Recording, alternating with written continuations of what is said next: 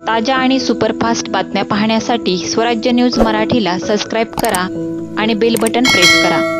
डोक्यावर निळी टोपी घालतात आणि भारतीय जनता पार्टीचं काम करतात असे समाजामध्ये जे दलाल चाललेले आहेत, या दलालांना वंचित बहुजन आघाडीच्या वतीने धडाट शिकवण्याची वेळ आली आहे। निळा झेंडा खांद्यावर घेऊन प्रस्थापित पक्षाचं काम करणाऱ्या दलालाची मुंडी येणाऱ्या महानगरपालिकेच्या निवडणुकीमध्ये आपल्या समाजानं मोडली पाहिजे। आज मी तुम्हा सर्वांच्या वतीनं आज दादांना हे असं शब्द देत आहे की दादा, सोलापूर महानगरपालिकेमध्ये वंचित बहुजन आघाडीचा पहिला नगरसेवक हा 1 नंबर प्रभागातूनच निवडून जाईल, हा शब्द मी आज तुमच्या सर्वांच्या वतीने देतो।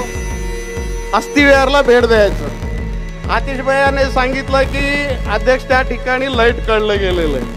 तुम्ही इतकं घाबरा लागलाय आताच, भारतीय जनता पार्टी आणि बीजेपी RSS वाले दादांना इतकं घाबरा लागलाय, तुम्ही लाईट काढताय। मला आज या सभेच्या माध्यमातून एक गोष्ट समाजाच्या लक्षात आणून द्यायची आहे की हल्ली काय चाललंय की डॉक्टर बाबासाहेब आंबेडकरांचं नाव घेतात, डोक्यावर निळी टोपी घालतात आणि भारतीय जनता पार्टीचं काम करतात असे समाजामध्ये जे दलाल चाललेले आहेत, या दलालांना वंचित बहुजन आघाडीच्या वतीने धडाट शिकवण्याची वेळ आलेली आहे। तर या सर्व लोकांना मला या सभेच्या माध्यमातून सांगायचं आहे की तुम्ही पण आमचे समाज बांधव आहे, पण बांधवांना तुम्हाला बीजेपीमध्ये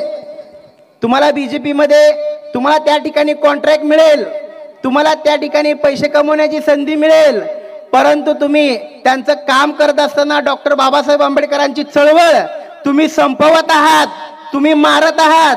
आज अनेक नेत्यांचे राजकीय करिअर मालक नको सेवक हवा अशी सुरू झाली होती, आता मालकाची चाकरी करण्यात धन्यता मानत आहेत।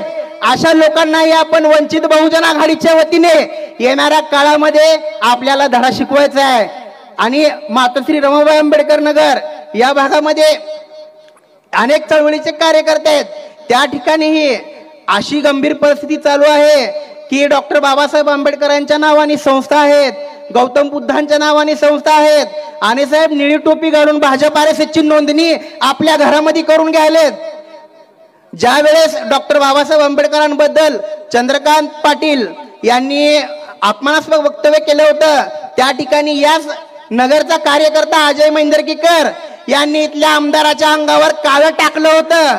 त्या आमदाराला आपल्या घरामध्ये जाऊन कपडे बदलण्याची व्यवस्था करणारी निर्लज्ज औलाद या ठिकाणी आता पैदा होत आहे। येणाऱ्या काळामध्ये यांना आपल्याला धडा शिकवायचा आहे। हे लोक आता बीजेपीच्या तिकीटवर इलेक्शन लढण्यासाठी इच्छुक आहेत। आता तुम्ही बघत असाल, हे फक्त जय भीम म्हणतात आणि भारतीय जनता पार्टीचं काम करतात, जय भीम म्हणतात, घरामध्ये RSSची नोंदणी करायल्यात। या लोकांना आपण धडा शिकवावा एवढंच या ठिकाणी सांगतो। डॉक्टर बाबासाहेब आंबेडकर म्हणतात की मी मोठ्या कष्टाने हा गाडा आज इथपर्यंत आणलेला आहे, तो गाडा जर तुम्हाला समोर घेऊन जाता नाही आला तर बांधवांनो त्याच ठिकाणी राहू द्या, परंतु त्याला मागे घेऊन जाण्याचं काम करू नका। परंतु आज या रथाला इथलेच लोक मागे घेऊन जाण्याचं काम करत आहेत। आज तुम्ही बघताय भारतीय जनता पार्टी RSS कोणत्या प्रकारे कोणती स्ट्रॅटेजी आखून समाजामध्ये तेढ निर्माण करत आहेत।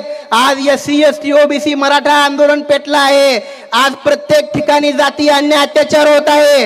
हा जर थांबवायचा असेल तर तुम्हा सर्वांना एकच पर्याय आहे, वंचित बहुजन आघाडी।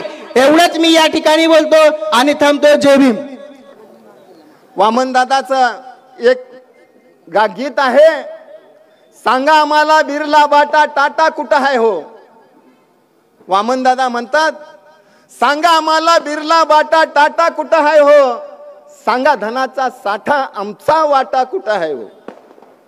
घाम शेतात आमचा गळ, चोर आयतच घेऊन पळ, धन चोराचा अनपळण्याचा फाटा कुठं आहे हो, सांगा धनाचा साठा आमचा वाटा कुठं आहे हो।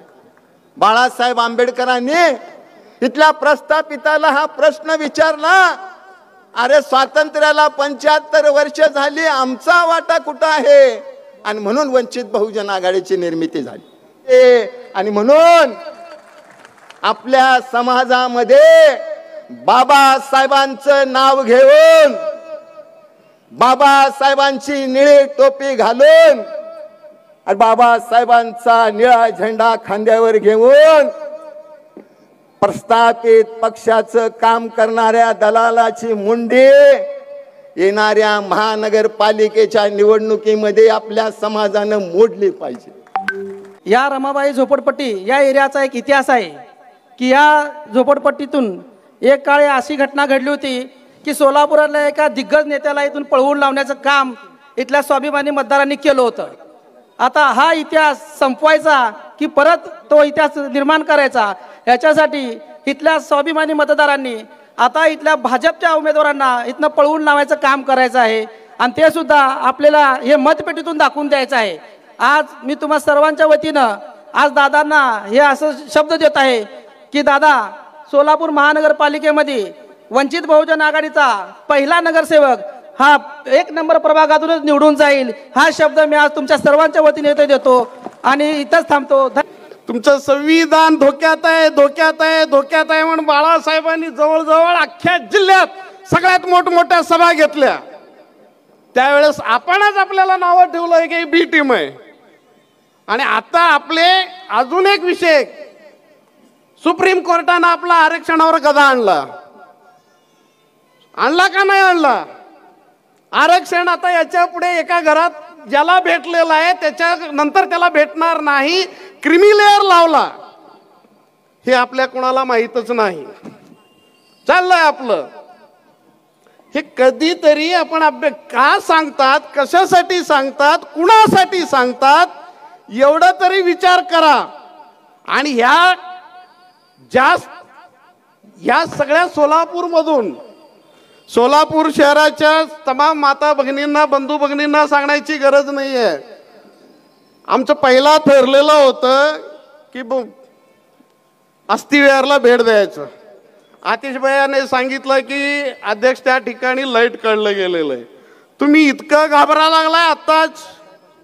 भारतीय जनता पार्टी आणि बीजेपी RSS वाले दादांना इतकं घाबरा लागलाय, तुम्ही लाईट काढताय। अजून लढाई संपलेली नाही, कारण आम्ही अजून जिंकलेलो नाहीये। आम्ही जोपर्यंत जिंकणार नाही तोपर्यंत ही लढाई चालूच राहणार आहे। या लढाईमध्ये आपण सर्वांनी आदरणीय बाळासाहेब आंबेडकर आणि वंचित बहुजन आघाडी आणि माननीय सुजातादांच्या पाठीमागे खंबीरपणे उभे राहाल अशी एक अपेक्षा बाळगून मी आपली सर्वांची रजा घेतो।